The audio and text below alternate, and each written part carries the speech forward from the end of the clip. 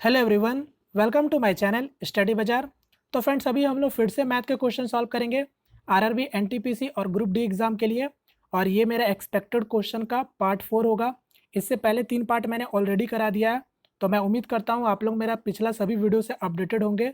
और जैसे कि मैं बता चुका हूँ, ये सारे सीरीज़ आप लोगों को फॉलो करना है। जितने भी अब मैं आपको करा रहा हूँ, सारे सीरीज़ आपके एग्जाम के पॉइंट ऑफ व्यू से मोस्ट इंपॉर्टेंट होने वाले हैं, ठीक है। तो जरूर से आप लोग इस सीरीज़ को फॉलो करना। और जितने लोग भी चैनल से नए जुड़ेंगे, आप लोग जरूर से जाके एक बार प्लेलिस्ट चेक करना। मैंने सेपरेट सभी के लिए अलग अलग प्लेलिस्ट ही बना दिया है। पेड मॉक, लाइव टेस्ट, जितने भी मैं कराऊंगा एक्सपेक्टेड क्वेश्चन, सबके लिए मैंने सेपरेट बना दिया प्लेलिस्ट।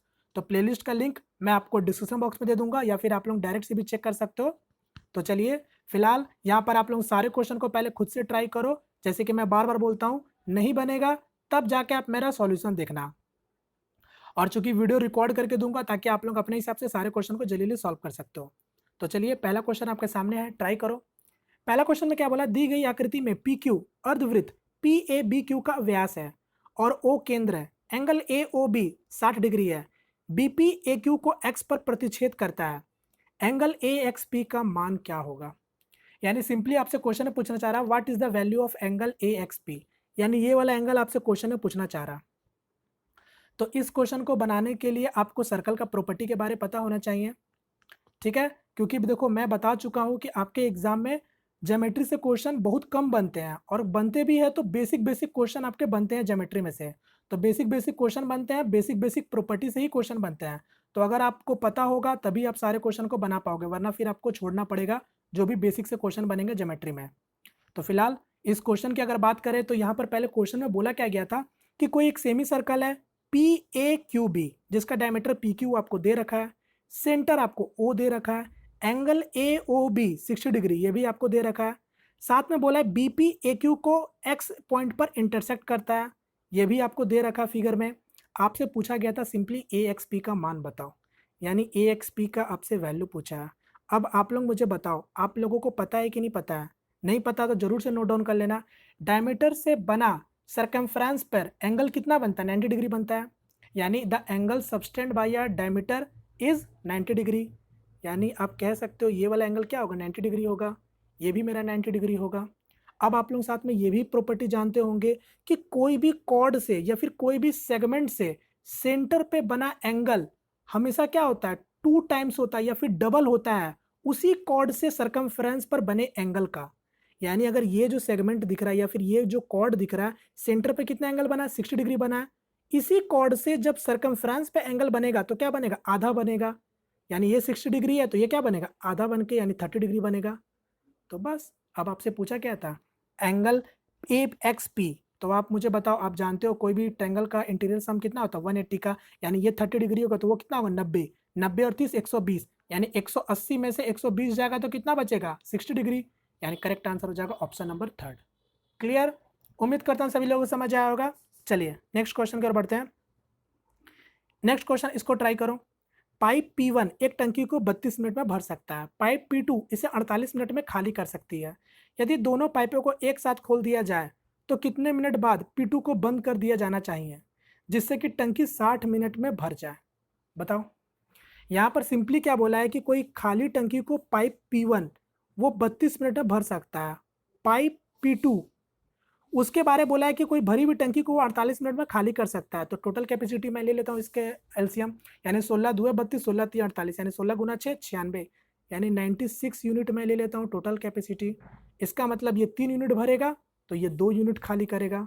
अब अकॉर्डिंग टू क्वेश्चन क्या बोला गया था कि आपका टंकी पाइप 2 को, यानी जो P2 पाइप है उसको कितने मिनट बाद बंद करेंगे, जिससे टंकी आपका 60 मिनट में भरा जाना चाहिए। बात समझ गए। यानी टंकी को भरना कितना, 60 मिनट में भरना है। तो आपसे पूछा था P2 पाइप को कब बंद करेंगे। तो मेरी बात को समझना, अगर टंकी 60 मिनट में भर रहा है तो पाइप 1 वो तो पूरा चला होगा 60 मिनट। तो पाइप 1 अगर एक एक एक एक मिनट में अगर 3 यूनिट भरेगा तो 60 मिनट में कितना भर पाएगा वो, 60 गुना 3 यानी 180 यूनिट भर पाएगा। जबकि टंकी में भरना कितना था, 96 यूनिट भरना था। तो इसका मतलब जो बचा हुआ यूनिट होगा या पानी होगा वो क्या होगा, पाइप 2 के द्वारा गिरा होगा। तो देख लो, 96 को अगर आप लेस करोगे 180 से तो कितना बच गया, 4 यहाँ और 80 यहाँ, यानी 84 यूनिट जो होगा वो पाइप 2 के द्वारा गिरा होगा। और पाइप 2 2 यूनिट गिराता है 1 मिनट में, तो 84 यूनिट को गिराने में कितना समय लेगा? केवल 42 मिनट लेगा। इसका मतलब पाइप 2 को 42 मिनट के बाद बंद किया गया था, जिसके कारण 60 मिनट में टंकी आपका भर गया। यानी correct answer option number first. चलिए नेक्स्ट क्वेश्चन की ओर बढ़ते हैं। एक क्वेश्चन इसको ट्राई करो। इस तरीके से भी क्वेश्चन आपके बनते हैं, यहाँ पर डायरेक्ट सिर्फ केवल वैल्यूज आपको बड़ा कर दिया गया है। ट्राई करो जल्दी से। तो मैं उम्मीद करता हूँ ये सब चीज़ आप जल्दी से निकालना जानते होंगे। तो यहाँ पर मैं डायरेक्ट कर रहा हूँ साइन 330 डिग्री, तो इसका मतलब मैं 360 माइनस 30 कर सकता हूँ, चूंकि ये फोर्थ क्वाड्रेंट में बिलोंग कर रहा है। फोर्थ क्वाड्रेंट में क्या होता है, कॉस और सेक आपका वैल्यू केवल पॉजिटिव होता है, बाद बाकी सब नेगेटिव होता है, और 360 में चेंज नहीं होगा साइन, यानी क्या हो जाएगा माइनस साइन 30 डिग्री में लिख सकता हूँ simply. Cos 420 degree 420 degree total होता है 360 डिग्री का, तो यानी मतलब मैं इसका सीधा जगह पे लिख सकता हूँ कॉस 60 डिग्री, बात खत्म। उसी तरीके से साइन 270 डिग्री। अब ध्यान दीजिएगा साइन 270 डिग्री, सबसे पहले आप मुझे बताओ साइन 90 डिग्री होता है कितना है? 1 होता है। अब आपको मैंने पहले भी कई बार बताया है कि देखो हमेशा ट्रिग्नोमेट्री में क्या होता है, 180 डिग्री में हमेशा 180 डिग्री में वैल्यूज आपका क्या होता है, पॉजिटिव का नेगेटिव, नेगेटिव का पॉजिटिव, यानी वैल्यू सेम रहेगा, केवल पॉजिटिव का नेगेटिव और नेगेटिव का पॉजिटिव हो जाता है 180 डिग्री पर। यानी अगर साइन 90 अगर मेरा वैल्यू 1 है, तो 180 डिग्री बाद यानी 270 डिग्री में क्या हो जाएगा, 1 का -1 हो जाएगा। समझ गए? यानी आपका माइनस पहले से था और -1 हो जाता तो माइनस माइनस प्लस हो जाएगा। उसी तरीके से कॉस नहीं है, सेक है। सेक 0 डिग्री क्या होता है, तो सेक 0 भी 1 होगा, यानी 180 डिग्री में वैल्यू क्या हो जाएगा, ये भी आपका माइनस हो जाएगा, और फिर यहाँ पर भी क्या ऑलरेडी माइनस है, यानी माइनस माइनस प्लस हो गया। अब सॉल्व कर सकते हो तो माइनस साइन 30 डिग्री यानी माइनस हाफ हो गया, यहाँ पर भी माइनस हाफ हो गया आपका, और यहाँ पर 1 1 2 यानी आधा आधा कितना हो जाएगा, -1 + 2 = 1, यानी करेक्ट आंसर हो जाएगा ऑप्शन नंबर सेकंड। एक क्वेश्चन इसको ट्राई करो, ये भी बहुत अच्छा क्वेश्चन है। यहां पर क्या बोला है, यदि संख्या का मध्य बहुलक के समान है तो x क्या होगा। यहां पर पहले क्वेश्चन बनाने से पहले आप समझो यहां पर बोला क्या गया था, बोला क्या गया था कि यहां पर इस संख्या का मध्य बहुलक के समान है। तो सबसे पहले आपको पता होगा बहुलक कैसे निकालते हैं हम लोग, यानी कोई भी डेटा का मोड हम लोग कैसे निकालते हैं, उस डेटा में जो भी नंबर सबसे ज्यादा बार रिपीटेड होगा वही मेरा मोड कहलाता है। अगर आप यहाँ पर देखोगे सभी नंबर को ध्यान से, ये 6 है, 8 है, 12 है, 9 है, 10 है, कोई भी नंबर ज्यादा बार रिपीट हो रहा है क्या, कोई भी नंबर रिपीट आपको दिख रहा है क्या, नहीं दिख रहा, सब नंबर अलग अलग है। यहाँ पर ये जो x हुआ, यानी ये जो x होगा वो कहीं ना कहीं इन पांचों नंबर में से कोई एक जरूर होगा, तभी तो मोड आप इसका निकाल पाओगे ना। मोड हम लोग कैसे निकालते हैं, कोई भी नंबर जो जो ज्यादा बार रिपीट होगा वही मेरा मोड कहलाएगा। यहाँ पर जो बचा 5 नंबर है वो क्या है, सब अलग अलग है, तो इसका मतलब x क्या होगा, इन्हीं 5 नंबरों में से कोई एक होगा, यानी आप कह सकते हो यही मेरा क्या कहलाएगा, मोड कहलाएगा। समझे मेरी बात को, बस यही चीज आपको समझना था, यानी ये नंबर मेरा मोड है। अब जैसा क्वेश्चन बोला बस वैसा करो। क्वेश्चन में बोला है सभी संख्याओं का मध्य, यानी सभी संख्याओं का मध्य निकाल लो। 8 6 14, 14 12 26, 26 9 35, 35 10 45, यानी 45 + x, टोटल कितने नंबर है, 6 नंबर है। इसका मध्य मोड के बराबर था, यानी x के बराबर होगा। सॉल्व कर लो, यानी 45 + x = 6x हो जाएगा, यानी 5x = 45 हो जाएगा, यानी x का वैल्यू क्या निकल के आ गया, 9 निकल के आ गया, यानी यही मेरा मोड कहलाएगा। करेक्ट आंसर होगा ऑप्शन नंबर फर्स्ट। हो सकता था क्वेश्चन में आपसे मोड पूछ लेता या फिर कुछ भी पूछा, क्या होता 9 होता, तो जितने लोगों को भी ऑप्शन आया था कैन नॉट बी डिटरमाइन, तो उनका गलत है। चलो नेक्स्ट क्वेश्चन इसको ट्राई करो। अच्छा इस क्वेश्चन में थोड़ा सा एरर है, मैं बता देता हूँ, हिंदी इंग्लिश दोनों क्वेश्चन में एरर है। एक्चुअली में क्वेश्चन में बोलना क्या चाह रहा है कि किसी मूलधन के लिए 5वें साल का मिश्र धन होगा, ये चक्रवृद्धि ब्याज नहीं होगा यहाँ पर, ठीक है, चक्रवृद्धि ब्याज के दर से हो रहा है, यानी किसी मूलधन के लिए 5वें साल का 5वें साल में, ठीक है, 5वें साल में मिश्र धन यानी अमाउंट हो जा रहा है 7,935 रुपए, तथा फिर क्या बोला, तथा 4 साल में मिश्र धन 6,900 रुपए हो जाता है, ठीक है, किसी मूलधन का। तो आपसे पूछा था कि बताओ तीसरे साल में उसी मूलधन का मिश्र धन कितना होगा 3 साल में, यानी अमाउंट पूछ रहा उसी प्रिंसिपल का कितना होगा, ये आपसे क्वेश्चन में एक्चुअली में पूछना चाह रहा था। तो ट्राई आप कर सकते हो, जो चेंजेस मैंने मैंने बता दिया। अब आपको मैंने पहले कुछ दिन पहले, मेरे ख्याल से 7 से 8 महीना पहले मैंने एक कंपाउंड इंटरेस्ट का वीडियो बनाया था, जो मैंने इसी टाइप के क्वेश्चन के लिए मैंने आपको बताया था कि इस टाइप के क्वेश्चन में 2-3 टाइप के क्वेश्चन होते हैं। कभी आपसे रेट पूछ लेता है, या फिर कभी आपसे 1 साल पीछे का, 2 साल पीछे का, या फिर 2 साल आगे, 3 साल आगे, इसी फॉर्मेट में क्वेश्चन आपको बनते हैं। मैंने आपको बहुत बेहतर तरीके से बताया था कि देखो, हमेशा कोई भी प्रिंसिपल, कोई भी अमाउंट बने, चाहे कितने भी साल में, आपको हमेशा ध्यान देना होता है कि वो किस स्केलिंग फैक्टर से बढ़ रहा है। जैसे कि अगर इस क्वेश्चन में देखो, 5वें साल में कितने रुपए हो गए? 7,935 रुपए हो गए। आपका 4 साल में कितने हो गए थे? 6,900 रुपए हो गए थे। तो आप यहाँ पर देखो कि ये किस रेट से पैसा बढ़ रहा। जिस रेट से ये पैसा बढ़ेगा, आप उसी रेट से पैसा को घटा दो, बात खत्म। हो सकता था क्वेश्चन में प्रिंसिपल पूछ लेता, तो प्रिंसिपल को भी उसी रेट से घटा देते हैं। हो सकता था क्वेश्चन में आपसे रेट पूछ लेता। 2-3 फॉर्मेट के क्वेश्चन बनते हैं, ठीक है? तो फिलहाल यहाँ पर आप देख लो कि किस रेट से ये पैसा बढ़ रहा है, तो मैं इसको सॉल्व करता हूँ। 23 से दिख रहा है, नीचे कट सकता है, 23 दिया यानी ये 300 हो गया। 23 से काटेंगे, 23 गुना 3 69, 69 मतलब 10, 103, 23 चौके 92, 92 और ये 11, 11 मतलब 15, 115 यानी 23 पचे 115, खत्म। अब यहाँ पर आप और काट सकते हो, 5 से काट लेते हैं, 6 पचे 30 और 9, और यहाँ पर कितना हो जाएगा? 5 से 6 60, 3 से और काट लो, ये 23 हो गया, ये 20 हो गया। इसका मतलब कोई भी प्रिंसिपल एक साल में 23 हो जा रहा है, यानी 20 से 23 हो जा रहा। बात को समझना, इसको मैं हटाता हूं, यही चीज केवल आपको समझना था। कितना हो गया? 23 20, यानी 20 से 23 हो गया। अगर आपसे क्वेश्चन में रेट पूछा जाता तो आप सिंपली देखते हैं कि कितना बढ़ गया? 3 बढ़ गया। कितने में से? 20 में से। तो रेट आप आसानी से ऐसे निकाल सकते थे, 5 या 15% रेट होता। फिलहाल आपसे रेट नहीं पूछा है, आपसे पूछा था कि बताओ कि कितने होगा 3 साल में अमाउंट। तो बस इसी रेट से हम घटा भी देंगे। मैं इसको हटा रहा हूं, 23/20, तो आपका चौथे साल से आप घटाओ या फिर यहां से घटाओ, कोई फर्क नहीं पड़ता। तो 6900, एक साल केवल हम लोगों को पीछे जाना है। तो यहां पर क्या हो जाएगा? 20/23 हो जाएगा। जस्ट उल्टा कर देंगे, क्योंकि अब 20-23 से बढ़ा था तो घटेगा 20-23 से। तो बस सॉल्व कर लो, ये 2 बार में कट जाएगा। कितने बार में कट रहा है? 3 बार में कटा ना। तो 300 गुना 20, 6000। Correct answer option number D. चलिए, इसका ये था कॉन्सेप्ट। नेक्स्ट क्वेश्चन, इसको ट्राई करो जल्दी से आप लोग। ये भी एक अलजेब्रा का क्वेश्चन है, और आज मैंने अलजेब्रा और ज्योमेट्री से ही थोड़ा क्वेश्चन रखा है ज़्यादा। चलो नेक्स्ट क्वेश्चन, इसको ट्राई करो आप लोग। देखो, इस क्वेश्चन में आप क्या कर सकते थे, यहाँ पर a प्लस बी का whole square equal to 140 plus C square दे रखा है। उसी तरीके से b प्लस सी का whole square equal to 203 plus A square है। उसी तरीके से ये भी आपको दे रखा है। तो सिंपली आपसे पूछा गया था a plus B plus C का मान ज्ञात करें। आपको देख के कुछ समझ नहीं आ रहा है क्या? अगर ये तीनों को मैं जोड़ दूं, अगर ये तीनों इक्वेशन समझ के अगर मैं जोड़ दूं तीनों को, इक्वल टू का पहले या इक्वल टू के बाद, आप जैसा चाहो वैसा कर सकते हो। आप सी स्क्वायर को यहाँ भी लेके आ सकते हो, मगर जरूरत नहीं है। यहाँ पर सिंपली अगर अब मैं तीनों को जोड़ दूं, और मैं यहाँ पर करके हालांकि दिखा देता हूँ, हो सकता है कि किसी को समझ ना आए इसलिए मैं करके दिखा देता हूँ, वरना जब चीजें आप समझोगे तो करने का जरूरत नहीं है। और नहीं समझ रहे तो जरूर से एक बार करना, ताकि आपको सेट हो जाएगा दिमाग में कि हाँ, ऐसे करने से ऐसा होता है। तो अगर मैं तीनों को जोड़ दूं तो a प्लस बी का होल स्क्वायर, मैं इसको डायरेक्ट खोल भी दे रहा हूं, a प्लस बी का होल स्क्वायर यानी A square plus B square plus 2ab, equal to के पहले अभी मैं जोड़ रहा हूँ, फिर बाद में इक्वल टू का यहाँ रखूंगा, ठीक है। फिर यहाँ पर क्या, बी प्लस सी का होल स्क्वायर यानी B square plus C square और 2bc हो जाएगा यहाँ पर। उसी तरीके से सी प्लस ए का होल स्क्वायर यानी सी स्क्वायर प्लस ए स्क्वायर और प्लस 2ac हो गया, इक्वल टू, अब यहाँ वाले सबको जोड़ देंगे तो 140, 203 और 186, तीनों को जोड़ोगे तो कितना आ जाएगा? 529 आ जाएगा। अब शायद मेरे को लगता है आपको आंसर ही पता चल गया होगा, 529 हो जाएगा, ठीक है।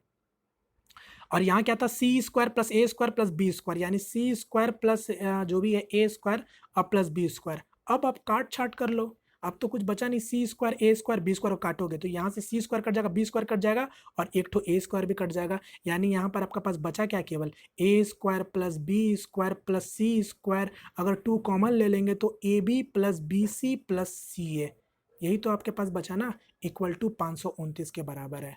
अब आप समझ गए हो, यानी ये क्या आ गया? ए प्लस बी का होल स्क्वायर निकल के आ गया। तो मैं इसको हटाता हूँ ये सारा चीज को, यानी ए प्लस बी प्लस सी का होल स्क्वायर इक्वल टू 23 का स्क्वायर।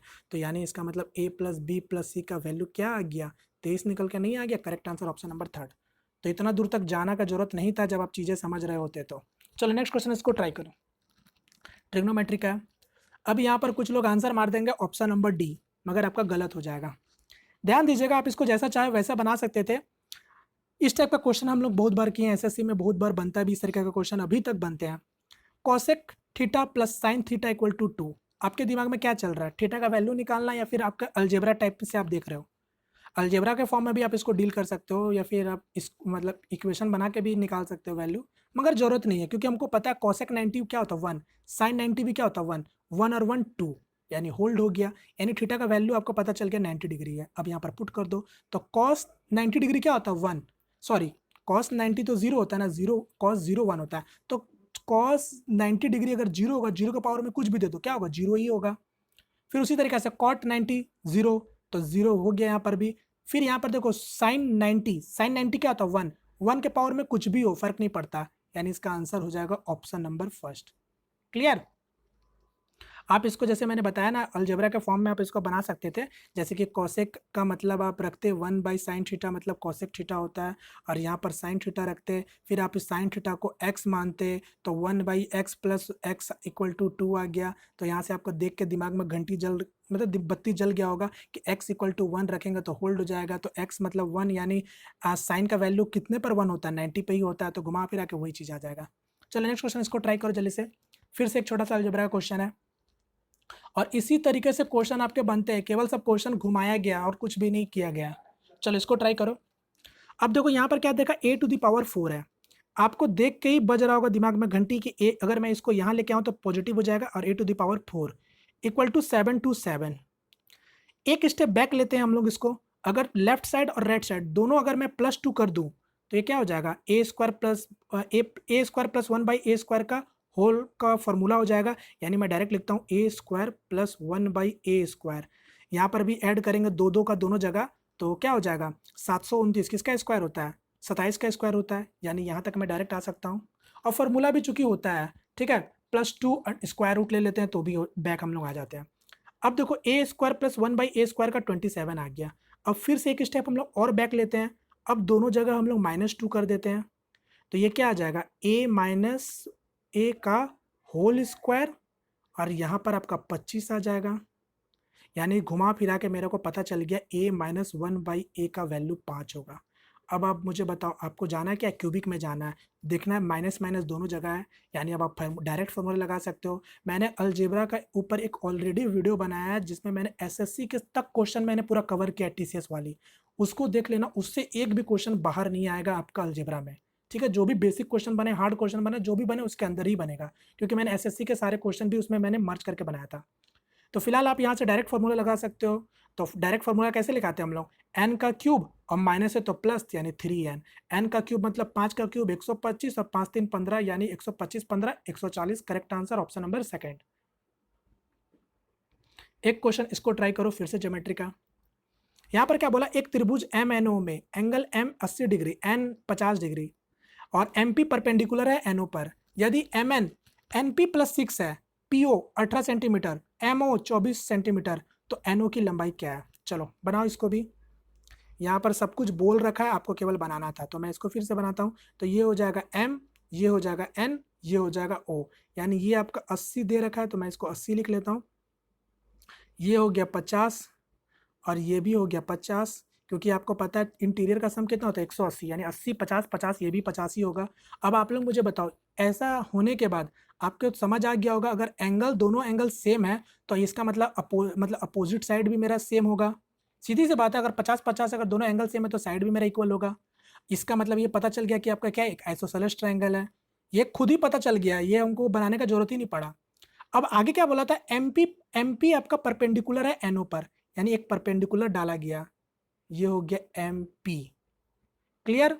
यदि M N equal to N P plus 6 है, पीओ 18 दे रखा है, मैं लिख भी लेता हूं, यानी ये आपको 18 दे रखा है, साथ में 18 दे रखा है, साथ में एमओ भी दे रखा है 24, एमओ 24 दे रखा है, ध्यान दीजिएगा ये साइड आपको 24 दे रखा है। आपसे एनओ का लंबाई पूछा था। अब मेरी बात को समझना, मैंने अभी बताया ये दोनों साइड अगर इक्वल होगा, यानी ये अगर 24 होगा तो ये भी क्या होगा, मेरा 24 ही होगा, होगा कि नहीं होगा। अब mn के बारे क्या बोला था कि np प्लस 6 के बराबर है, यानी np जितना भी होगा उसमें अगर 6 जोड़ेंगे तब जाके मेरा 24 होगा, इसका मतलब ये भी 18 होगा, क्योंकि 18 6 24। तो ये तो ऐसे भी आप समझ गए थे, परपेंडिकुलर डाला तो दोनों आधा आधा में ही होगा। आपसे सिंपली पूछा था एनओ का लंबाई बताओ, यानी पूरा एनओ का लंबाई कितना हो जाएगा, 18 18 36। Correct answer option number first. बहुत बेसिक सा क्वेश्चन है, ऐसे ऐसे क्वेश्चन तो एटलीस्ट आप लोग सभी लोग बनाना चाहिए। चलो नेक्स्ट क्वेश्चन इसको ट्राई करो, ये अच्छा क्वेश्चन है। यहाँ पर क्या बोला है, 5 से 500 के मध्य ऐसी कितनी संख्याएं हैं जिन्हें 11 से विभाजित करने पर शेषफल 0 रहता है, लेकिन 3 से विभाजित करने पर शेषफल के रूप में एक प्राकृतिक संख्या बचती है।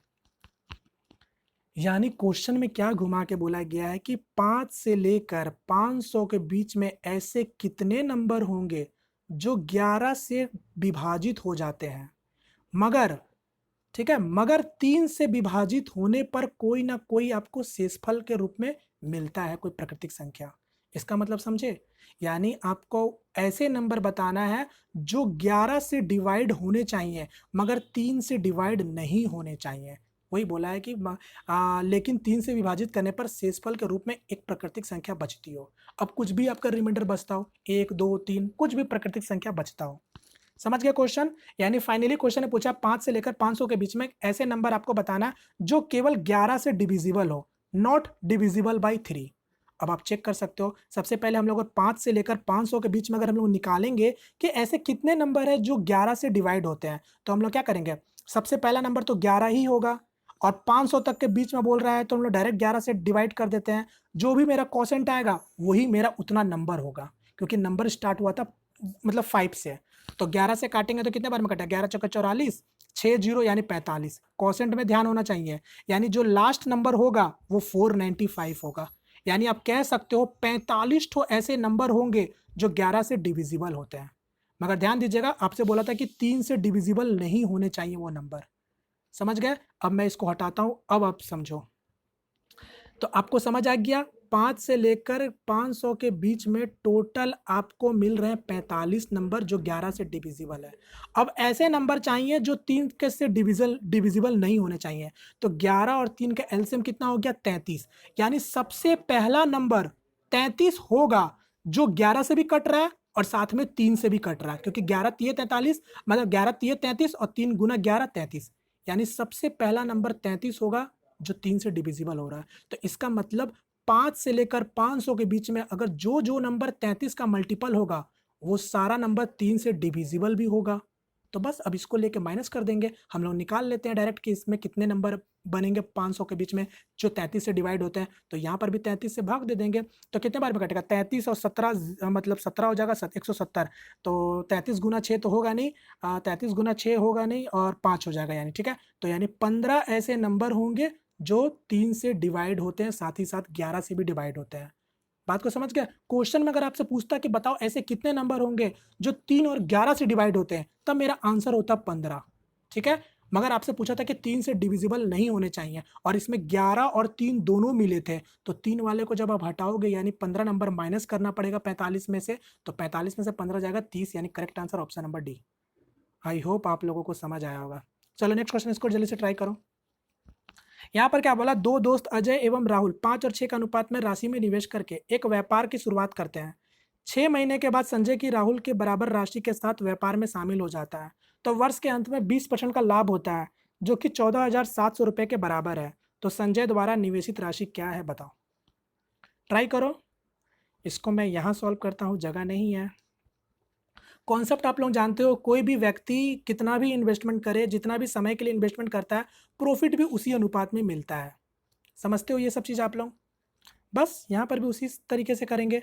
दो दोस्त है, पहले तो अजय है और एक राहुल है, और बाद में आपका कौन आता है, बाद में कौन आ रहा है, बाद में कौन आ रहा है, 6 में राहुल आ रहा है, सॉरी, पहले अजय और राहुल, बाद में आपका आ रहा है संजय। ठीक है, तो चलो, तो यहाँ पर मैं मान लेता हूँ कि इसका इन्वेस्टमेंट 5x था, इसका इन्वेस्टमेंट 6x था, और बाद में जो संजय आता है उसका भी इन्वेस्टमेंट राहुल के बराबर होता है, यानी 6x था। 6 महीने के बाद आ रहा है और टोटल जो व्यापार हो रहा है वो 1 साल के लिए हो रहा है। इसका मतलब मैं कह सकता हूँ ये 6 महीने के लिए इन्वेस्टमेंट किया, ये पूरा 12 महीने के लिए इन्वेस्टमेंट किया, और ये भी पूरा 12 महीने के लिए इन्वेस्टमेंट किया। तो यानी उन लोगों के बीच में जो प्रॉफिट होंगे वो इसी अनुपात में बटेंगे, यानी इसी रेशियो में बटेंगे। अब इसको आप सॉर्ट कर सकते हो या फिर आप ऐसे भी बना सकते हो। तो कैलकुलेशन को ईजी करने के लिए थोड़ा सॉल्व कर लेते हैं। तो 6 से काट लेते हैं, ये 6 से कटेगा, ये आपका 2 बार में कटेगा, ये भी 2 बार में कटेगा, 2 से और काट देंगे, ये भी 2 बार में कट जाएगा, ये 3 हो जाएगा, x भी काट देते हैं, यानी घुमा फिरा के ये क्या बचा, 5 बचा, 6 बचा और ये 3 बचा। यानी उन लोगों के बीच में 5, 6 और 3 के अनुपात में पैसे बटेंगे। अब इसका मतलब पैसे बटेंगे मतलब क्या, ये लोग इसी अनुपात में कहीं ना कहीं पैसे इन्वेस्टमेंट भी किए होंगे, क्योंकि समय तो मैंने सब कुछ खत्म कर लिया, यानी इसी अनुपात में पैसे ही बटेंगे और इसी अनुपात में आप समझ सकते हो कि पैसे भी उन लोगों के इन्वेस्टमेंट भी हुए होंगे। अब देखो, अब क्वेश्चन में क्या बोला था, वर्ष के अंत में 20% का लाभ होता है, जो कि 14,700 के बराबर था। अब देखो, मैं इसको हटाता हूं, 5, 6, 3 के अनुपात में, याद रखना, ठीक है, ARS, तो ए हो गया, आर हो गया, एस हो गया, यानी 5 हो गया, 6 हो गया, 3 हो गया। अब क्वेश्चन में बोला था कि 20% का लाभ हो रहा है, जो कि 14,700 के बराबर है, यानी मैं कह सकता हूँ 1% का वैल्यू क्या हो जाएगा, इतना हो जाएगा, यानी 100% का वैल्यू कितना हो जाएगा, इतना हो जाएगा, यानी मैं कह सकता हूँ इतना ही पैसा इन्वेस्टमेंट हुआ था उन लोगों के बीच में। तो 20 से काटेंगे 5 बार में, यानी 14,700 गुना 5, तो 14 25 70,000 और 700 गुना 5 3500, यानी मैं कह सकता हूँ 73,500 रुपये उन लोगों के बीच में इन्वेस्टमेंट हुई थी। तो जब इन्वेस्टमेंट इतने रुपए हुए हैं तो इसी अनुपात में बटेंगे भी। आपसे पूछा था संजय के द्वारा कितने निवेश किए गए थे, तो बस 3 रेशियो का वैल्यू निकाल लो। तो 6 5 11, 11 3 14, 14 से आप काट सकते हो, तो कितने बार में कट जा रहा, काट दो तो 14 14 25 70 हो जा रहा, ठीक है, 14 25 70 और 3 और 5, यानी 14 2 28 और 5 और 0 गुना 3, तो 0 का 0, 5 3 15, 3 2 6 1 7 और 5 3 15, यानी 15,750 रुपये इन्वेस्टमेंट हुए थे। करेक्ट आंसर हो जाएगा ऑप्शन नंबर डी। अगर आपसे पूछता कि कितने प्रॉफिट हो रहे हैं, तो वो 14,700 में आप रेशियो से निकालते हैं कितने कितने बटे हैं। चलो नेक्स्ट क्वेश्चन कर बढ़ते हैं। एक क्वेश्चन इसको ट्राई करो। यदि 7 पेन 60 रुपए की दर से खरीदे जाते हैं, उन्हें 33% के लाभ हासिल करने के लिए प्रति 100 पेन किस दर पर बेचा जाना चाहिए। चलो बता दो, 100 रुपए में किस दर पर बेचा जाना चाहिए। ठीक है, चलो मैं मानता हूं कि 7 पेन अगर 60 रुपए में खरीदे गए हैं, 7 पेन का दाम अगर 60 रुपए है, तो एक पेन का दाम कितना होगा, 60/7 होगा। ये तो क्लियर है, क्योंकि 7 पेन का दाम था 60 रुपए, तो एक पेन का दाम कितना होगा, 60/7 होगा। अब आपको बोला था कि 33% का प्रॉफिट चाहिए, 33% का प्रॉफिट चाहिए, मेरी बात को समझिएगा, 33% का प्रॉफिट मतलब आप कह सकते हो 133/100, क्योंकि ये मेरा कॉस्ट प्राइस था, तो आपको चाहिए कितना, 133/100%, यानी इतने में आपको पेन को बेचना पड़ेगा, एक पेन को। अब आप इसको थोड़ा सा सॉल्व करना चाहो तो कर सकते हो, कट रहा तो काट दो, कितने बार में कट रहा है, 7 एकम 7 और 9, यानी 19 सते 133, 0 से 0 कट जाएगा, 2 से काटोगे तो ये 5 बार में, ये 3 बार में, यानी 57/5, यानी एक पेन को 57/5 में आपको बेचना पड़ेगा, जिससे 33% का प्रॉफिट होगा। मगर क्वेश्चन में बोला गया था कि बताओ 100 पेन को कितने रुपए में बेचेंगे, तो एक पेन का दाम था 57/5, तो 100 पेन का दाम कितना होगा, आप इसको मल्टीप्लाई कर सकते हो, यानी 20, यानी 57 गुना 2 114, यानी 1140 रुपए में बेचना पड़ेगा, जाके तब मेरे को प्रॉफिट होगा। तो correct answer option number first. एक क्वेश्चन इसको फिर से ट्राई करो जल्दी से आप लोग। एंगल पी क्यू आर में, सॉरी ट्रायंगल है ना, ट्रायंगल पी क्यू आर में यदि triangle Q P R 80 degree है, पी क्यू पी आर के बराबर है, क्यू आर को बिंदु एक्स तक बढ़ाया जाता है, तो एंगल एक्स आर पी का मान बताओ। ट्राई करो इसको भी जल्दी से। सारे बेसिक क्वेश्चन सब मैं ले रहा हूँ, जो जो ज्योमेट्री से बने प्रीवियस ईयर में जैसे बन सकते हैं, वो सबको आपको ट्राई करते चलना है। अब यहाँ पर क्या बोला था, कोई ट्रायंगल है पी क्यू आर, ठीक है, ये मान लो P हो गया, ये हो गया Q हो गया, ये आपका R हो गया। आगे बोला गया था QPR, ये जो एंगल है ये भी आपको दे रखा था 80 डिग्री। क्लियर। अब क्या बोला, PQPR के बराबर है, यानी PQPR के बराबर, यानी ये साइड और ये साइड इक्वल है। और अभी मैंने आपको बताया अगर जब दोनों साइड मेरे इक्वल होगा तो इसका मतलब ये दोनों एंगल बराबर बराबर होगा। इसका मतलब अगर तीनों का सम कितना होता है 180, 180 में यानी 100 मतलब दोनों आधा आधा होगा, ये भी 50 तो ये भी 50 होगा। ये तो दिमाग में घंटी बज गया होगा आपका। आगे क्या बोला गया था, क्यू आर को बिंदु एक्स तक बढ़ाया गया, यानी इसको एक्सटेंड कर कर एक्स तक बढ़ाया गया। आपसे पूछा गया था एक्स आर पी कितना होगा, यानी ये एक्स हो गया एक्स आर पी, यानी ये वाला एंगल सिंपली आपसे पूछा। तो क्या हो जाएगा, आपको पता है स्ट्रेट लाइन पर कितना डिग्री बनता है, 180 डिग्री बनता है, ये 50, तो ये वाला इसका एंगल कितना हो जाएगा, बचा 130, यानी correct answer option number third. और ऐसे भी आप जानते हो एक ट्रायंगल के एक्सटीरियर एंगल पर, ठीक है, ट्रायंगल के बाहरी कोण का जो जो होता है वो किसके बराबर होता है, इंटीरियर एंगल का अपोजिट सम के बराबर होता है, यानी 80 और 50 130, तो ये भी 130 ही होता है। चलो नेक्स्ट क्वेश्चन की ओर बढ़ते हैं। नेक्स्ट क्वेश्चन एक डेटा इंटरप्रिटेशन से, तो आप लोग इसको भी ट्राई कर सकते हो वीडियो पॉज करके। यहाँ पर देखो सिंपली क्या बोला मैं समझा देता हूँ। ग्राफ कुल खिलाड़ियों का प्रतिशत दिखाता है जो अलग अलग खेल खेलते हैं। जैसे कि आप देख सकते हो ये टोटल प्लेयर है 8,500 और यहाँ पर आपको दिख रहा होगा, उम्मीद करता हूँ आप लोग फुल स्क्रीन कर लेना, आपको सब कुछ दिखेगा। ये बैडमिंटन का प्रतिशत है, गोल्फ है, हॉकी है, फुटबॉल है, क्रिकेट है, बास्केटबॉल है। क्लियर? नहीं दिख रहा हो तो यहाँ से भी आप कलर का मदद ले सकते हो। अब देखो क्वेश्चन में क्या पूछा गया, what is the difference between number of player in football and number of player in basketball. यानी आपसे अंतर पूछ रहा है फुटबॉल प्लेयर और बास्केटबॉल का अंतर। तो सबसे पहले देखो बास्केटबॉल आपको दिख कहाँ रहा है, मुझे यहां दिख रहा है बास्केटबॉल कितना परसेंट है, 19% है। फुटबॉल का कितना परसेंट है, तो फुटबॉल का यहां मुझे दिख रहा है 10% है, ये 10% है। अंतर पूछा था ना, तो कोई जरूरत नहीं है आपको सेपरेट सेपरेट निकालने का, जो मेरा परसेंटेज में अंतर होगा वही मेरा पूरे में अंतर होगा। यानी कितना का अंतर दिख रहा, 9% का अंतर दिख रहा, तो 8500 का 9% निकाल लो, तो 0 0 कैंसिल हो गया, 9 5 45 और 4 9 72 और 4 76, यानी हो जाएगा ये आपका 765। Correct answer option third. ठीक है, रेशियो हो या फिर भी कुछ भी हो, हमेशा परसेंट में ही करके निकालो, कोई जरूरत नहीं है पूरा में निकालने का। नेक्स्ट क्वेश्चन इसको ट्राई करो। यहां पर क्या बोला था, बास्केटबॉल में खिलाड़ियों की संख्या बैडमिंटन में खिलाड़ियों की संख्या का लगभग कितना प्रतिशत है, लगभग पूछ रहा है। तो बास्केटबॉल में खिलाड़ियों की संख्या, पहले देखो बास्केटबॉल में कितने दिख रहे हैं। यहां पर बास्केटबॉल मुझे दिख गया 19% है। बैडमिंटन में खिलाड़ियों की संख्या का लगभग कितना प्रतिशत, तो बैडमिंटन कहाँ दिख रहा है, ये देखो बैडमिंटन कितना दिख रहा है, 37% है। अब आपसे वही पूछा था कि इसका कितना परसेंट है, देखो ये 19 है और ये 37 है, कितना परसेंट आपको लगभग लगभग दिख रहा है, आप ही मुझे बता दो। क्योंकि ये 19 है, ध्यान दीजिएगा वो 19 है, बस आपको वही परसेंटेज बताना है।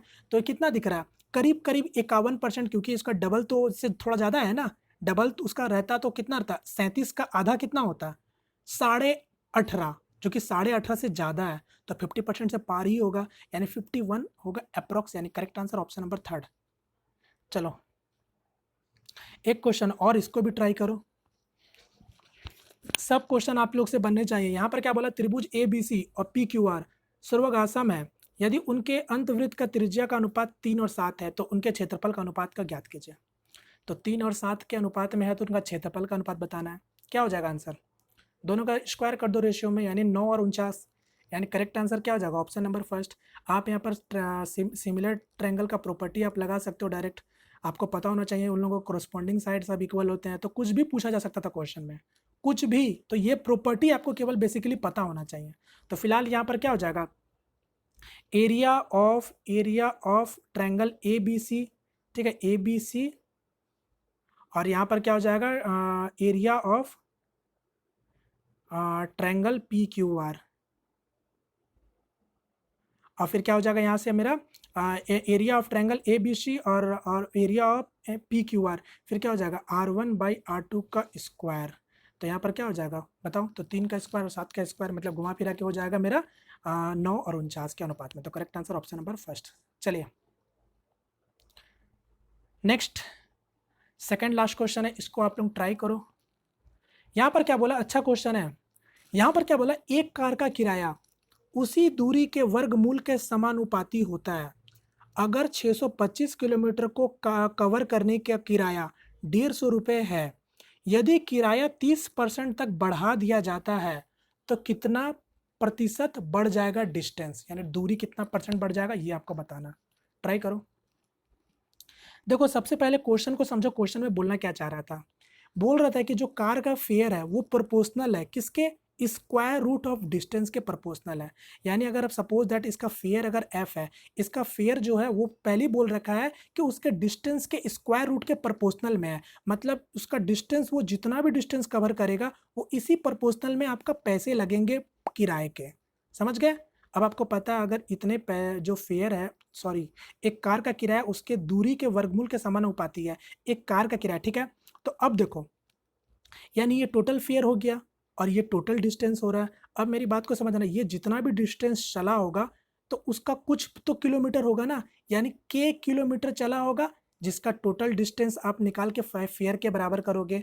समझ रहे हो मैं क्या बोल रहा हूँ? यहाँ नहीं, अगर आप यहाँ पर बात करते हो, बोला है क्वेश्चन में कि अगर 625 किलोमीटर को कवर करने का किराया 150 रुपये है, तो अब आपको बताना है कि अगर किराया 30% बढ़ जा रहा है तो आपको डिस्टेंस में बताना है कितना बढ़ रहा है। तो मेरी बात को समझो, कितने रुपए किराया अभी है? अभी 150 रुपये फेयर है। कितना किलोमीटर चला था? 625 किलोमीटर चला था। इसका मतलब समझ आ रहा है? 625 किलोमीटर मतलब रूट का बाहर निकलेगा तो क्या हो जाएगा? 25 हो जाएगा। यानी मैं कह सकता हूँ 100-150 रुपये भाड़ा लग रहे हैं 25 किलोमीटर के। 25 किलोमीटर के तो 1 किलोमीटर का चार्ज क्या हो जाएगा? 25 के, यानी 25 से काट देंगे 6 बार में, यानी 1 किलोमीटर का जो फेयर होगा वो क्या होगा? 6 रुपये के बराबर होगा। समझे मेरी बात को? 1 किलोमीटर का किराया कितना होगा? 6 रुपये होगा। तभी तो 25 किलोमीटर का किराया कितना हो जाएगा? 150 रुपये हो जाएगा। यही चीज़ आपको यहाँ पर समझना था। अब आगे बोल रहा है कि अगर किराए में 30% बढ़ जाए, यानी अब 150 रुपये ना होके 30% बढ़ गया, यानी 45 रुपये बढ़ गया, यानी अब आपका किराया लग रहा है 195। तो डिस्टेंस में परसेंटेज पूछ रहा है क्या चेंजेस हुआ है। तो डिस्टेंस में भी आप चेंजेस आप निकाल सकते हो। यहाँ पर अगर मैं देख रहा हूँ, अब देखो पहले कि डिस्टेंस कितना बढ़ रहा है। डिस्टेंस देखो, तो डिस्टेंस हम लोग कैसे निकालेंगे? उसी तरीके से यहाँ पर हो जाएगा मेरा क्या? F/K का होल स्क्वायर। इसके मदद से, समझे? क्योंकि हमको डिस्टेंस आपको पता चलना चाहिए, यानी F/K का होल स्क्वायर। तो फेयर मेरा कितना था? फेयर मेरा कितना हो जा रहा है? 195 हो जा रहा है, क्योंकि नया फेयर ये हो गया। तो 195/6, 195/6। तो आप इसको अगर आप सॉल्व करना चाहोगे, मैं इसको हटाता हूँ सब चीज़ को, ठीक है? मैं इसको हटाता हूँ F/K। 195/6 का होल स्क्वायर, यही मेरा नया डिस्टेंस बन के आएगा, जो कि आपको पता है फेयर के हिसाब से हम लोग डिस्टेंस निकाल रहे हैं। और पहले डिस्टेंस था 625। अब आप निकाल सकते हो, तो कुछ काटना है तो काट लो पहले। आप 3 से काटोगे तो 2 बार में कट जाएगा। 3 से काटेंगे तो 6 तिया 18 और 5 65। 65 का आधा कितना हो जाएगा? 32.5 हो जाएगा। 32.5 का स्क्वायर कर दो। अगर मैं लगभग लगभग की बात करूँ तो 32.5 का स्क्वायर मेरा कितना हो जाएगा? बताओ। तो 32.5 का स्क्वायर लगभग लगभग 1056 के नियर जा रहा है, ठीक है? क्योंकि 32 का स्क्वायर 1032 होता है, ठीक है? तो बस उसी तरीका से अब आप इसको आगे बढ़ा सकते हो। 32 का स्क्वायर 1024 होगा ना? हाँ। तो देखो इतना अप्रॉक्स हो रहा है। अब देखो, यानी ये इतना डिस्टेंस आपका बढ़ गया। पहले कितना था? 625 था। तो कितना बढ़ गया, यही केवल आपको परसेंटेज बताना था। तो 15 से 6, 6 से 5 जाएगा 1, 5 से 2 जाएगा 3, और 10 से 6 जाएगा 4, यानी 431 का बढ़ोतरी हो रहा। कितने में से? 625 में से। आप परसेंटेज निकाल सकते हो। तो करीब करीब 69% आपका बढ़ोतरी हो रहा है, यानी करेक्ट आंसर हो जाता है ऑप्शन नंबर 2, ठीक है? तो इस तरीके से आपको इसको डील करना था। चलिए, इसी के साथ मेरा ये भी खत्म होता है। ये मेरा नेक्स्ट क्वेश्चन, जो कि आप लोग के लिए होमवर्क क्वेश्चन है। अब आप लोग मुझे इसका आंसर कमेंट करके बताओगे, ठीक है? ये भी एक छोटा सा अलजेब्रा क्वेश्चन है। चलिए, उम्मीद करता हूँ फ्रेंड्स आपको आज का सेशन पसंद आया होगा। पसंद आया तो प्लीज़ वीडियो को लाइक करके अपना सपोर्ट जरूर दिखाइएगा, और चैनल पे पहली दफ़ा आए तो प्लीज़ चैनल को सब्सक्राइब जरूर कर लीजिएगा, ठीक है? तो मिलते हैं फ्रेंड किस नेक्स्ट वीडियो में। तब तक के लिए जय हिंद, जय भारत।